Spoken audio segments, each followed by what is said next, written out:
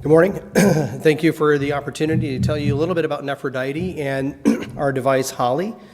We're developing a fully implantable, continuous working hemofiltration device for patients with end-stage renal disease and approaching dialysis or on dialysis.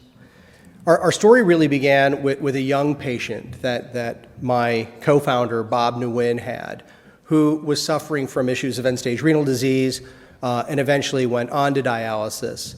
And it was that progression with end-stage kidney failure where she was continuously in and out of hospitals dealing with the issues.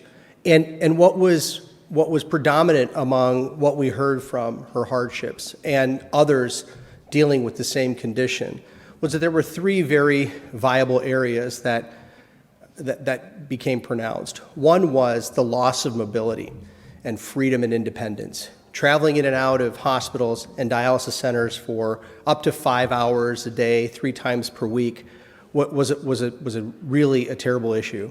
Play dates, school, family functions, very difficult transportation issues. Number two, there was a lot of pain from access grafts in her arm, pain in her abdomen from previously failed peritoneal dialysis, and those issues that become that. And there was also the issue of constant fatigue and feeling ill and the intermittency of the dialysis. Those things were problematic. It's interesting because when dialysis was pioneered at first in the 40s and then progressively into the 1960s, the dialysis that we use today continues to be the same dialysis that was pioneered over 40, 50, 60 years ago. And at that time, it was truly life-saving. It made a difference. It allowed patients to escape death from uremia and the complications of end-stage renal disease. But we really haven't moved from the intermittency of dialysis to something that is a true renal replacement mechanism. And as we asked patients about the intermittency of the ebbs and flows and the peaks and troughs of getting dialysis one day and then not being dialyzed again for several days, it wreaks havoc on their system, on their cardiovascular system. And they really identified several areas: their mental health and physical health, again, not having that mobility, freedom, and independence, the anxiety, depression, fear of death, fear of ongoing pain and complications. There are social and practical issues for patients, often in a lower socioeconomic situation, that have trouble keeping a job and getting transportation, and also the clinical repercussions. As Osman said, this is a big issue. 750,000 patients in the U.S. alone are being treated. This comes at a cost of $34 billion to Medicare, 7% of its budget to treat less than 1% of the covered population. An executive mandate was launched in 2019 to really address this, to try to advance issues in kidney disease and advancing kidney health. There are emerging home systems for hemodialysis, and those are addressing transportation issues and moving patients away from having to go to a center to the home. But what they don't address are the real issues that patients are complaining of, which is their vascular graft and the intermittency of dialysis, the pain, their grafts failing, and the issues of still having to poke a graft at home and getting adequately dialyzed.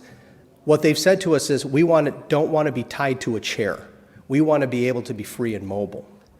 So our goal in building an implantable device was to allow patients, as that device worked continuously, to be free and mobile and to relieve them of their vascular grafts and catheters in their abdomen.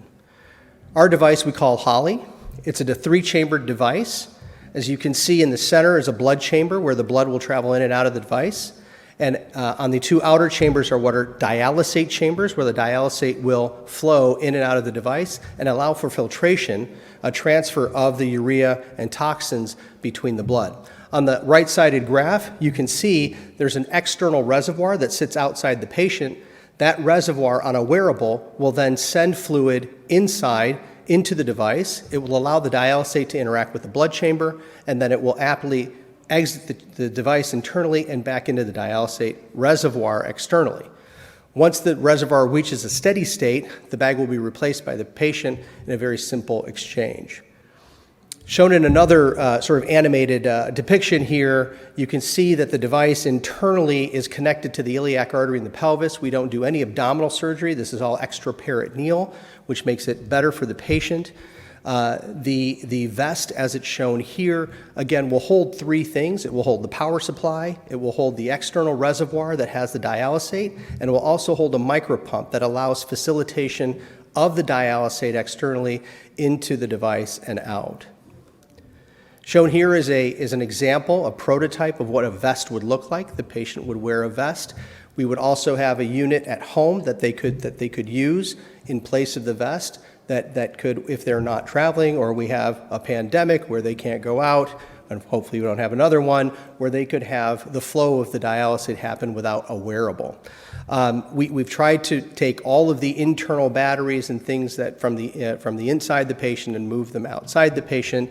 There are membranes inside our device that separate the blood chamber from the dialysate chambers. Those membranes would need to be replaced every 12 to 16 months. We have what we consider a fairly good patent estate, and a robust estate that is composed of three core patent families. We have 6 issued patents with 1 pending patent application. These are both in the United States and Europe. We have what I believe to be a very strong and experience-focused foundational team, ranging from regulatory experts, solid R&D team, as well as a very capable medical advisory board, both on the surgical side and the nephrology side. To date, we've raised somewhere close to about $2 million, and that has allowed us to build a prototype. It's allowed us to do all of our testing on the bench, as well as do early animal studies.